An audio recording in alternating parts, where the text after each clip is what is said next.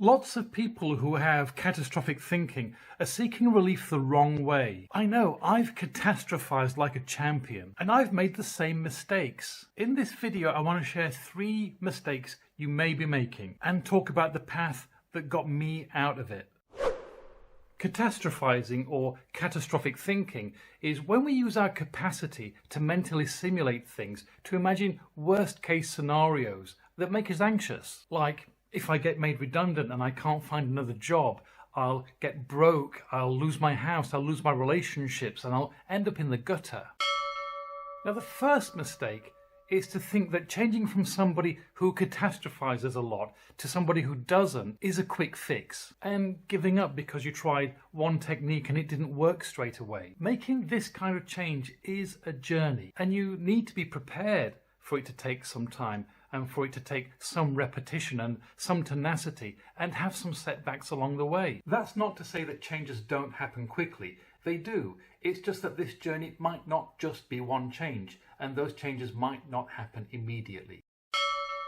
The second mistake is to think that the solution is to treat our capacity to think as if it's the enemy, and that what we must do is somehow arrest our thinking and control it. Look, our capacity to mentally simulate future events and to comment on them with our internal voice is a gift. It's what allows us to work things out. It's what allows us to plan things, solve problems, make choices, and avoid danger. Plus, we couldn't arrest the flow of thought anyway, even if we wanted to. Not for any length of time anyway. Even if we did, some of that thinking would escape. Besides, trying to imprison our thinking imprisons us as much as we try to imprison it. It's not where emotional freedom is.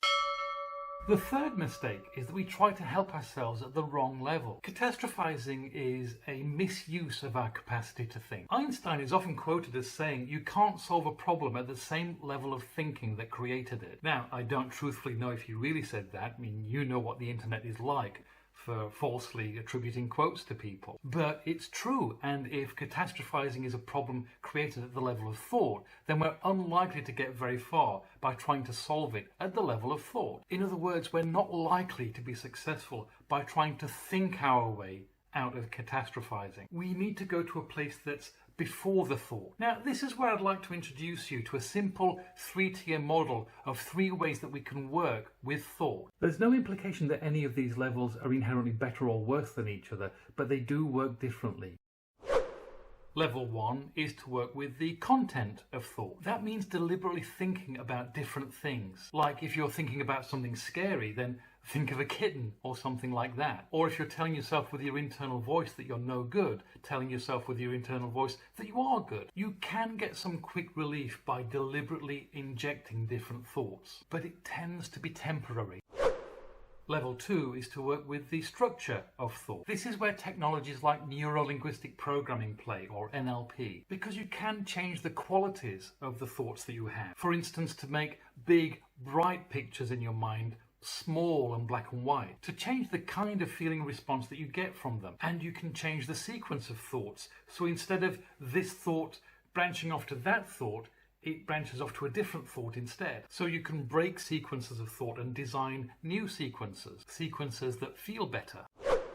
And level 3 is to change our relationship with thought. This is where the 3 principles of mind, consciousness, and thought work. Now, this is I don't really know what to call it, a school, a philosophy, a field, but whatever we call it, it started with the teaching of a guy called Sid Banks, who had the life-changing insight one day that what he was afraid of was his thoughts, and his thoughts weren't real. So any emotional reaction he was having to those thoughts was a reaction to the imaginary. And this led him on a journey of exploring the spiritual principles involved. Now, working at this level is a journey, and a spiritual journey at that. It's not a technique, it's not an intellectual understanding. But when you see what Sid saw, what Sid taught his students to see, life changes, and it absolutely changes our relationship with thought. Now, I realize that explaining that there is this journey doesn't necessarily help you in this moment,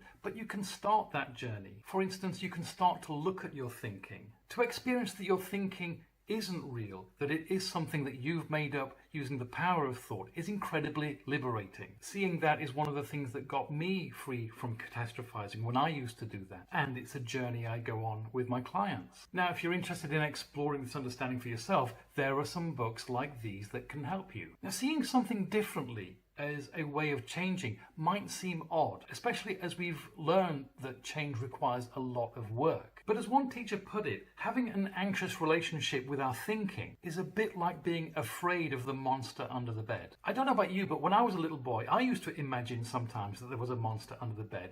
And in my imagination, that could seem very real. And for as long as the monster under the bed seems real, it makes sense to do work to protect yourself from it. As soon as you realize there isn't a monster under the bed, there's nothing you have to do. And I started to see that my catastrophic thinking was just like the monster under the bed. And with that, watch this video next, which explores how we can turn negative thinking round into positive thinking.